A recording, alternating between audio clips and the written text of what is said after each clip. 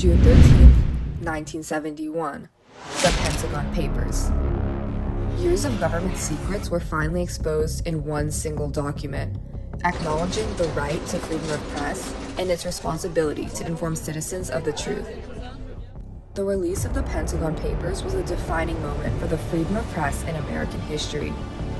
The Pentagon Papers was a 7,000-page, 47-volume study conducted by the U.S. Department of Defense that recorded the secret history of the Vietnam War.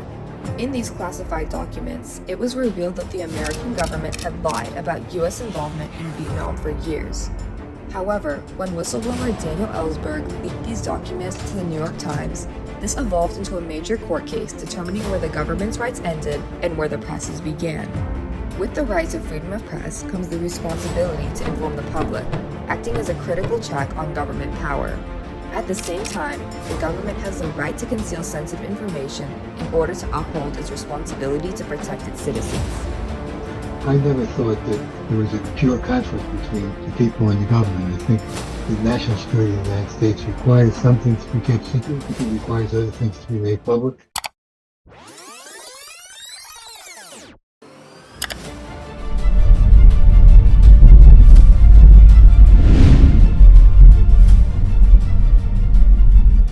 Cold War Vietnam.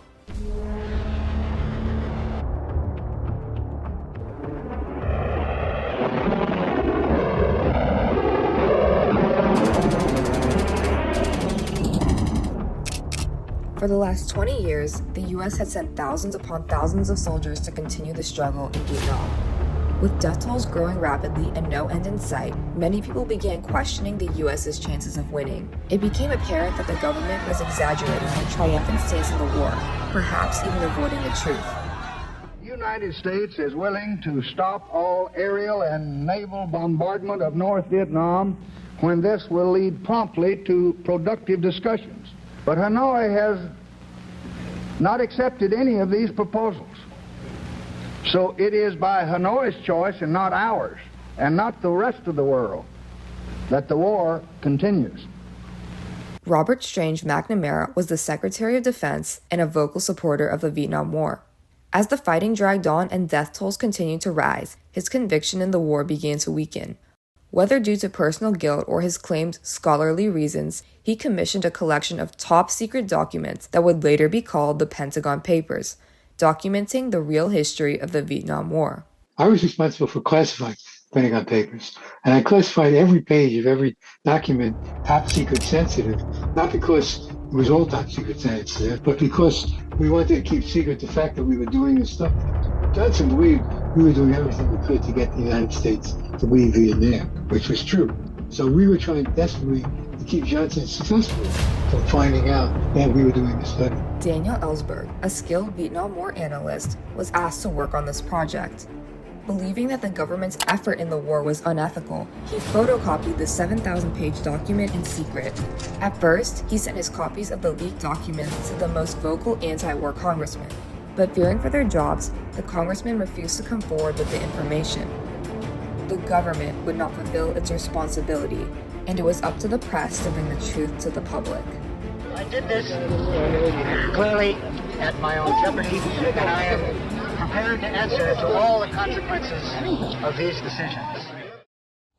The New York Times printed one of the most startling articles in American history, revealing the Pentagon Papers to the public for the first time.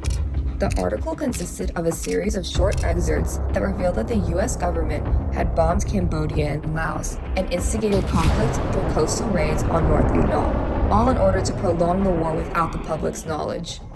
President Johnson and Secretary McNamara said American destroyers off the coast of North Vietnam had been attacked by North Vietnamese patrol boats in unprovoked action. Well, that's an absolute flat-out lie, because we had been carrying out secret raids against North Vietnam for months. And we didn't even know about it till we got to the Pentagon Papers. And one of the biggest revelations of the Pentagon Papers was that without Congress having authorized warlike action against North Vietnam, the Johnson administration had gone ahead and done it. A federal judge today ordered the New York Times to suspend temporarily publication of a series of reports based on a secret Pentagon study of how the United States became involved in the Vietnamese War. Once the Pentagon Papers were released, the US government scrambled to save face and forbade the New York Times, as well as any other newspaper, from printing more excerpts of the Pentagon Papers, saying that the publication of this information is directly prohibited by provisions of the espionage law, a law prohibiting publication of information threatening national defense. Since the government tried to prevent future publication of the Pentagon Papers, this action qualifies as prior restraint. In a letter to the New York Times, the Attorney General wrote that further publication of information of this character will cause irreparable injury to the defense interests of the United States. Accordingly, I respectfully request that you publish no further information of this character. Despite this, newspaper after newspaper began to print the Pentagon Papers story, following the New York Times example, including the Washington Post. Ultimately, the press used their right to print and fulfilled their responsibility to deliver the truth to the public, despite risking arrest by the government.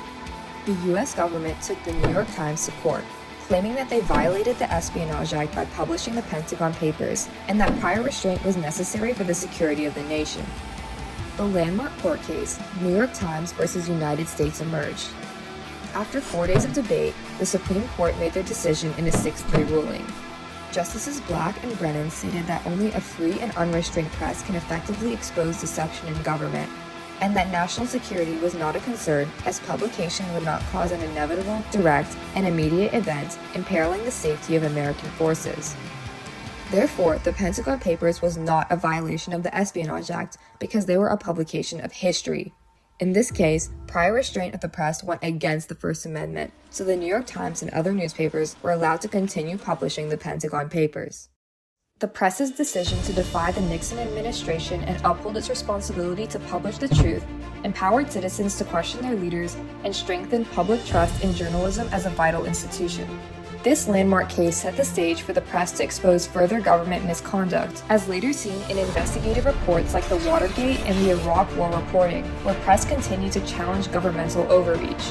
However, public interest ignited by the Pentagon Papers quickly set off a chain reaction, shifting trends in press and resulting in unforeseen consequences.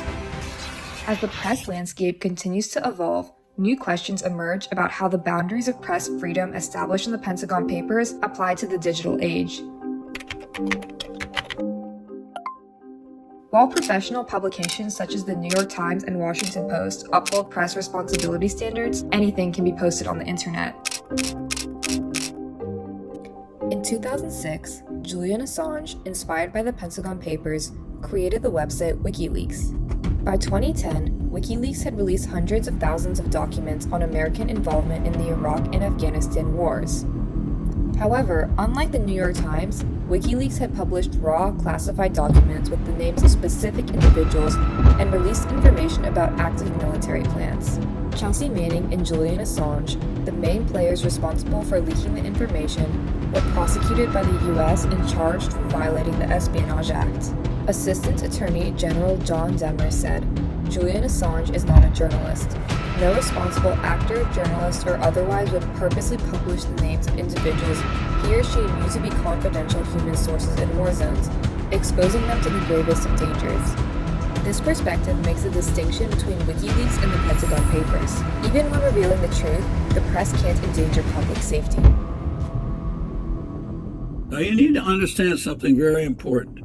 The Pentagon Papers were history, and we had never revealed anything in advance of the operations. We understood national security. We didn't reveal anything that was going on at the time. We didn't put American forces in jeopardy, and we were very conscious of that. The Pentagon Papers marked a pivotal clash between the rights of the press and the responsibilities of the government. As demonstrated through the Pentagon Papers, press freedom is an important right in keeping the government in check, ensuring it doesn't overstep its power. At the same time, WikiLeaks highlighted how the press still must consider national security before printing or releasing any information.